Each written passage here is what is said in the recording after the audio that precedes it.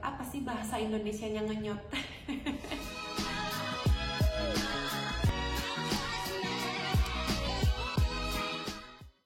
Halo, assalamualaikum warahmatullahi wabarakatuh. Ketemu lagi sama aku Dewi Wulandari.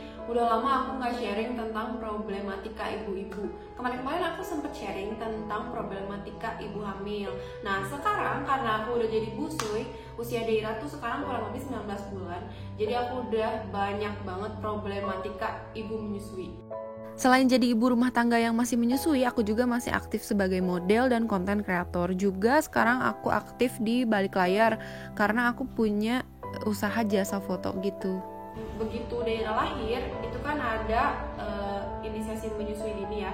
Alhamdulillah Deira nggak bingung puting dan dia langsung bisa menyusui bisa gitu. Dia langsung bisa, kan kadang-kadang ada bayi yang kesusahan gitu untuk apa sih bahasa Indonesianya ngenyot.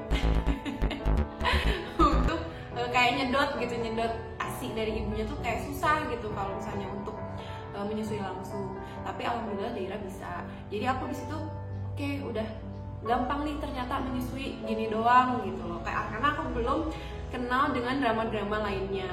Terus nyampe rumah kayak tetap ada sih usaha sedikit-sedikit untuk biar asinya banyak. Kalau kata orang-orang kan kayak bikin sayur daun katuk, terus makan pepaya mangkel yang hampir mentah gitulah, terus kayak bubur kacang hijau, apalah semua aku makan. Tapi ternyata rasanya sayur daun katuk gitu loh, gimana ya, nggak enak, beda aja gitu sama sayur lain. Tuh daunnya agak keras, jadinya nggak nikmat gitulah, nggak nikmat makannya. Awal-awal itu dari usia 1 sampai 6 bulan, alhamdulillah sih ASI lancar. Masuk ke usia 8 bulan atau 7 sampai 8 bulan, aku mulai nemuin masalah lecet puting. Dan ini lecetnya tuh beda, jadi dia tuh kayak pecah si putingnya, kayak sobek di 3 sisi. Satu puting itu sobeknya sampai 3, dan kulitnya tuh kering banget, yang bener-bener kering. Nah terus aku kan setelah konsultasi nih, ternyata aku alergi, aku kasih obat oles ya, obat minum, lumayan ada perubahannya, tapi belum pulih 100%. Nah sampai akhirnya aku ketemu sama Mama karena aku ngerasa juga ASI aku agak seret gitu, agak seret mungkin karena ya pola makan aku tadi, terus karena aku juga jadi jarang nyusuin gitu karena takut. Jadi kayaknya aku perlu ASI booster nih buat gizi aku, pelengkap gizi aku, buat apalah. Aku coba beberapa ASI booster sampai akhirnya aku ketemu sama Mamumu. Nah ini dia ASI booster yang aku temuin dan aku cocok, alhamdulillah cocok sama ini. Ini tuh ASI boosternya dari bahan herbal, natural, jadi nggak usah takut, nggak ada bahan kimia yang berbahaya. Nih, kayak gini kapsulnya. Ini tuh udah BPOM, terus dia juga halal, itu yang utama sih, dia halal, dan udah bersertifikat natural product. Aku minum ini 2 kali 2 pagi dan 2 malam, dan alhamdulillah ASI aku tuh jadi banyak gitu, jadi banyak. Dan kelihatan juga kan kalau misalnya ASI kita bagus atau enggak, itu kelihatan dari pertumbuhan berat badan anak, dan berat badan Deira itu melesat setelah aku minum ini. Mungkin karena kemarin-kemarin kan makan aku juga nggak bener ya.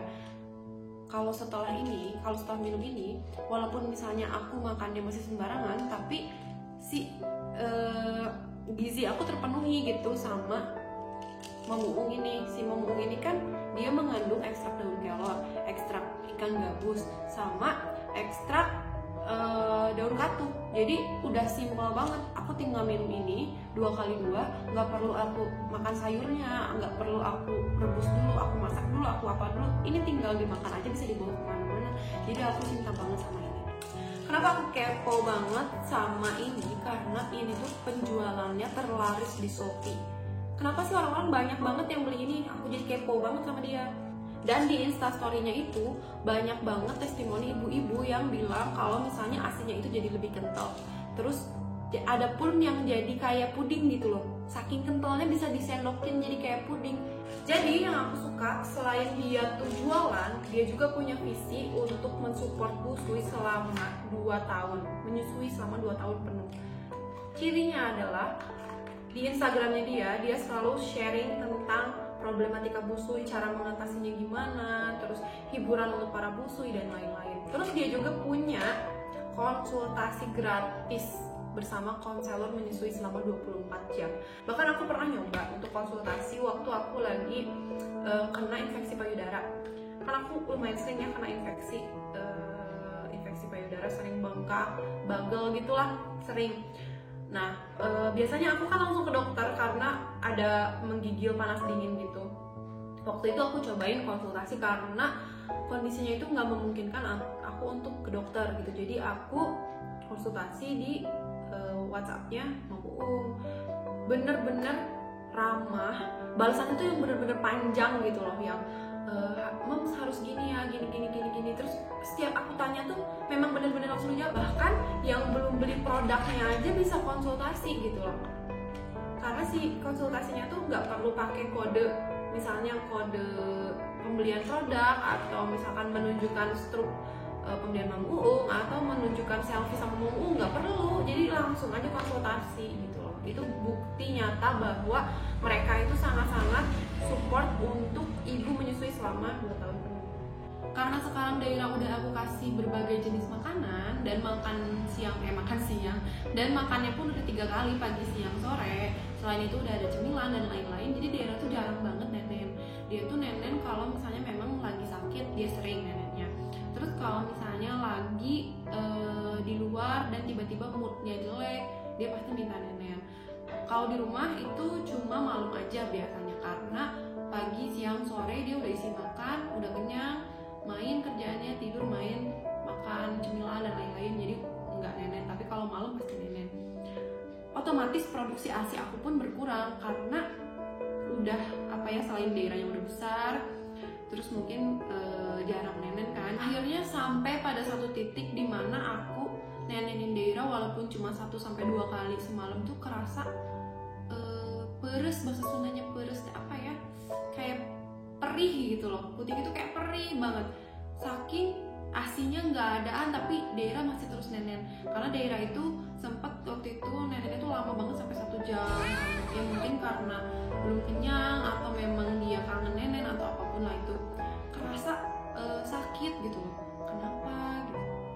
Itu posisinya aku memang lagi jarang banget minum Mam Uung, bahkan bisa jadi sehari itu sama sekali nggak minum gitu, beberapa hari itu nggak minum sama sekali.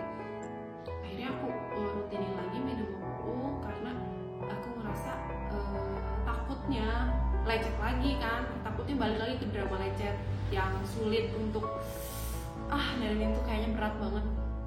Jadi aku minum konsumsi lagi Mam Uung secara rutin, 2 pagi 2 malam, 2 pagi 2 malam, 3 hari minum. Alhamdulillah kencang lagi, jadi kayak ngisi lagi gitu, kayak berat lagi si payudara tuh. Walaupun kemarin udah sempet kayak kosong payudaranya, tapi setelah 3 hari aku boost lagi, itu tuh langsung kayak kerasa lagi gitu loh. Banyak testimoni teman-teman aku yang mereka minum Mam Uung setelah tahu Mam Uung ini dari aku, mereka juga ngerasain gitu hasil dari Mam Uung ini gitu loh.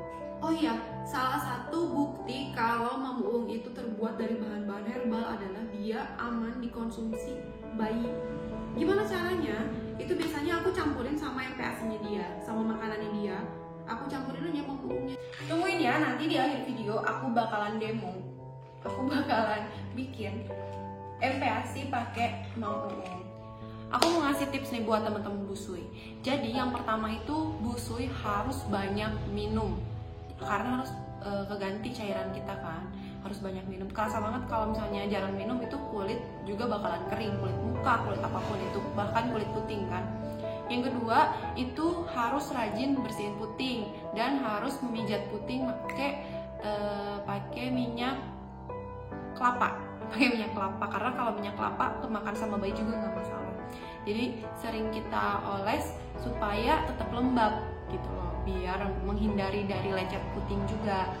Terus yang ketiga itu belajar dan terus perbaiki cara menyusui bayi biar pas gitu loh, biar si menyusuinya itu benar, jadi nggak sakit keputing dan bayinya pun enak, nenennya asinya keluarnya banyak. Terus yang keempat, kalau bisa tetap minum ASI booster, bukan hanya untuk memperbanyak ASI, tapi juga untuk memperbaiki kualitas ASI, dan juga kualitas gizi busuinya gitu loh, biar tetap